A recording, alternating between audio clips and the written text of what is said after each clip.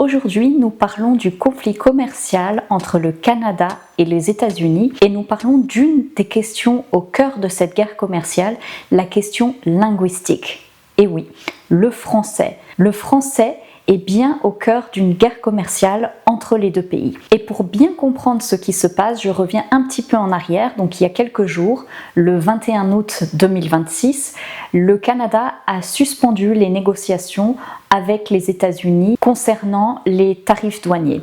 Le Canada a décidé d'arrêter les négociations parce que les termes n'étaient pas acceptables pour le pays. Lors d'une conférence de presse, le Premier ministre canadien, Mark Carney, a expliqué que certaines des demandes américaines concernaient la diversité linguistique et culturelle du Canada et sa souveraineté. Et donc ce n'était plus des termes acceptables. On écoute ce que Mark Carney a dit pendant la conférence de presse. Efforts to restrict our protections of our language, our culture, and in effect, our sovereignty. Alors concrètement, quelles règles linguistiques sont en cause? Et c'est justement ce qu'une journaliste a demandé à la fin de la conférence. Elle a demandé à Mark Carney d'expliquer un petit peu plus quelles concessions précises étaient demandées.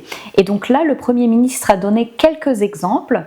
Un des exemples concernait les subventions accordées à la diversité linguistique et culturelle au Canada.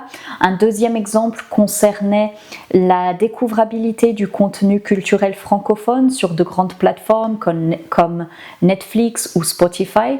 Et le troisième élément concernait les renseignements qui figurent sur les produits canadiens. Alors qu'est-ce que ça veut dire? Que signifient ces renseignements qui figurent sur les produits canadiens? Eh bien, en fait, pour comprendre, il faut comprendre la loi 96 qui est entrée en vigueur en 2022 et qui est venue modifier la charte de la langue française qui est appliquée au Québec. Donc, je vous explique pourquoi il y a eu cette modification et quels sont les enjeux. En gros, avant 2022, lorsqu'une marque était déposée, elle était déposée, donc ce qui régit le dépôt de marque au Canada, ça se fait au niveau fédéral, et donc une marque peut être déposée soit en anglais, soit en français. Bien que le Canada soit bilingue, la marque n'a pas à être déposée dans les deux langues. Concrètement, ça veut dire que si votre marque est en anglais, vous n'avez pas besoin de la traduire. Par contre, et comme dans tout pays d'ailleurs, le contenu, c'est-à-dire les instructions spécifiques au produit, les ingrédients contenus dans le produit, tout ce qui parle du produit, ça doit être traduit au Québec en français, puisqu'il faut bien que les consommateurs et les consommatrices comprennent comment utiliser ce produit, les dangers liés au produit, etc. Afin de contourner cette règle, beaucoup d'entreprises déposaient non seulement leur marque, mais elles englobaient dans le dépôt de cette marque des descriptifs du produit. Pour vous donner un exemple, il y a une marque qui a été discutée lors des débats à l'Assemblée, c'est la marque Soft Soap. Mot anglais, très bien, pas besoin de traduire, mais la marque avait également enregistré des choses qui décrivaient son produit, comme par exemple washes away bacteria, deeply moisturizes, donc des caractéristiques comme ça du produit, c'est-à-dire ce que le produit fait, et ça a été enregistré avec la marque. Donc, pas besoin de traduire, puisque quand on enregistre une marque, on n'a pas besoin de traduire. Et donc, c'était fait pour contourner évidemment l'exigence de traduction. On disait, bah non, ça fait partie du nom de la marque, et donc je n'ai pas besoin de traduire. Et donc, la loi 96 est venue mettre fin à ça en disant, à partir de maintenant, certes, vous n'avez pas besoin de traduire le nom de la marque, mais s'il y a des descriptifs ou des éléments génériques qui font partie de la marque, alors là, ceux-ci doivent être traduits. Il y avait évidemment d'autres dispositions dans la loi, par exemple une disposition concernant les enseignes, donc les enseignes qui sont visibles depuis l'extérieur au public, et bien là pareil, le français devrait être prédominant. Donc si par exemple le nom de la marque est en anglais, et bien il faut ajouter des descriptifs ou des choses en français afin que le français soit bien prédominant. Pourquoi est-ce que cette question de langue, de traduction est en fait un enjeu commercial? Eh bien, vous vous rendez bien compte du point de vue américain, du point de vue des partenaires commerciaux avec le Canada, évidemment que ceci a un coût, d'accord? Puisqu'il faut changer les emballages, par exemple des emballages qui avant avaient la marque en anglais et des descriptifs en anglais, eh bien maintenant il faut les changer pour avoir la marque en anglais, mais les descriptifs également traduits en français. Pareil pour les enseignes.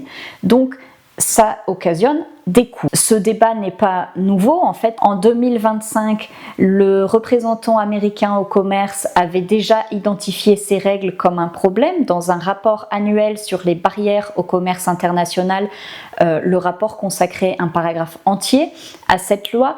Donc, ce ne sont pas des questions nouvelles, mais elles reviennent ici sur le tapis. Et en fait, on peut se demander si vraiment c'est une vraie question, puisque ce n'est finalement peut-être pas différent du commerce que l'on fait, que les États-Unis feraient avec d'autres pays. Lorsqu'on fait du commerce en France, eh bien, il faut tout traduire en français. Lorsqu'on fait du commerce en Italie, il faut tout traduire en italien. Donc pourquoi est-ce que c'est un problème pour le Québec du point de vue des Américains? Et là, c'est certainement parce que effectivement, ça engendre des coûts supplémentaires par rapport à ce qui était fait avant la loi, puisqu'avant la loi, il n'y avait pas besoin de traduire ces éléments génériques et que maintenant il y a besoin de le faire, et bien effectivement ce sont des coûts supplémentaires qui n'étaient pas prévus, alors que si on fait du commerce avec la France par exemple, et bien on connaît les exigences, on sait que tout doit être traduit et donc ça a déjà été fait dès le départ. Donc c'est certainement ces coûts supplémentaires qui occasionnent des difficultés réelles et concrètes pour les entreprises, mais du point de vue canadien,